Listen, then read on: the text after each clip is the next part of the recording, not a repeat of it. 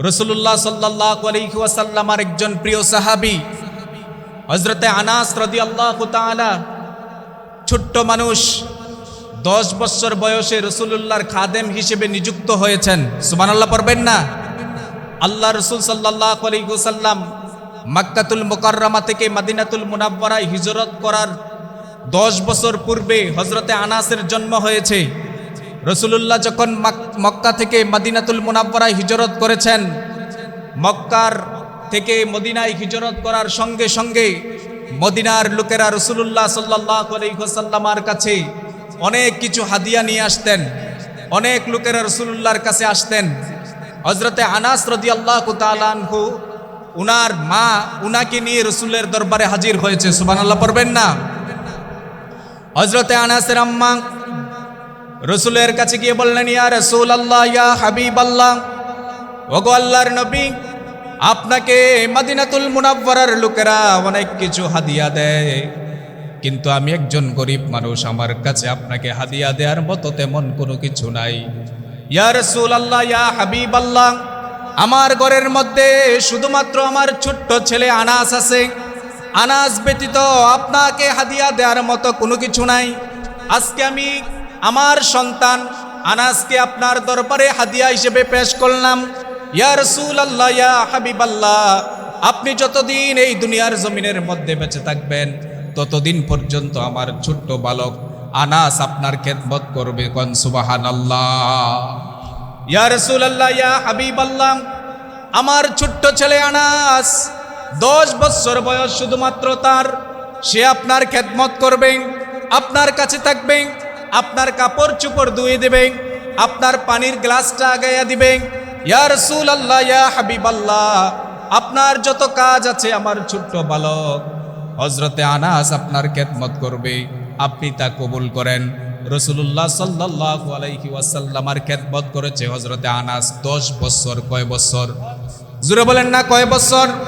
10টি বছর হযরতে আনাস রাদিয়াল্লাহু তাআলা রাসূলুল্লাহর খেদমত করেছেন।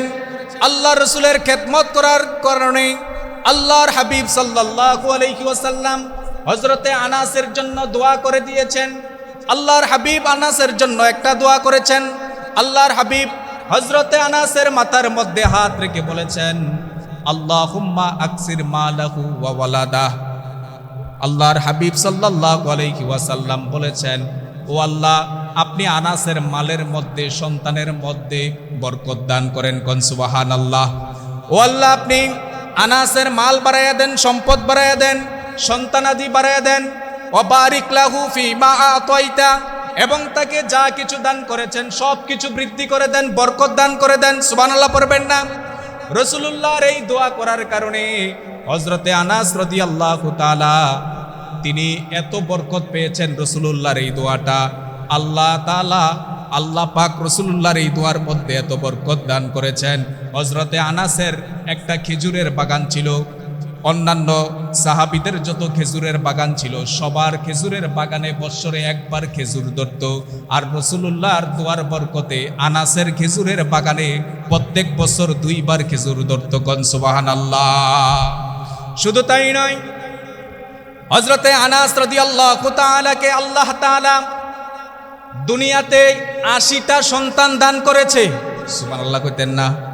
কারো কারো মতে 100 জন সন্তান দান করেছে। 80 জন সন্তান বেশি প্রসিদ্ধ। হযরতে আনাসকে আল্লাহ রাব্বুল আলামিন 80 জন সন্তান দান করেছে। এর মধ্যে 78 জন হচ্ছে ছেলে, 2 জন হচ্ছে মেয়ে। সুবহানাল্লাহ বলবেন না?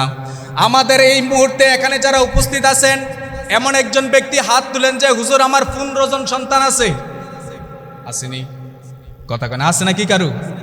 কিন্তু রাসূলুল্লাহর দোয়ার বরকতে হযরতে আনাস রাদিয়াল্লাহু তাআলার 80 জন সন্তান হয়েছে দুনিয়ার মধ্যে। 80 জনের মধ্যে 78 জন হয়েছে ছেলে, 2 জন হয়েছে মেয়ে। এবার চিন্তা করে দেখেন রাসূলুল্লাহর দোয়ার বরকত কত বেশি। এবং হযরতে আনাস রাদিয়াল্লাহু তাআলা দুনিয়াতে 103 বছর হায়াত পেয়েছে। কোন সুবহানাল্লাহ।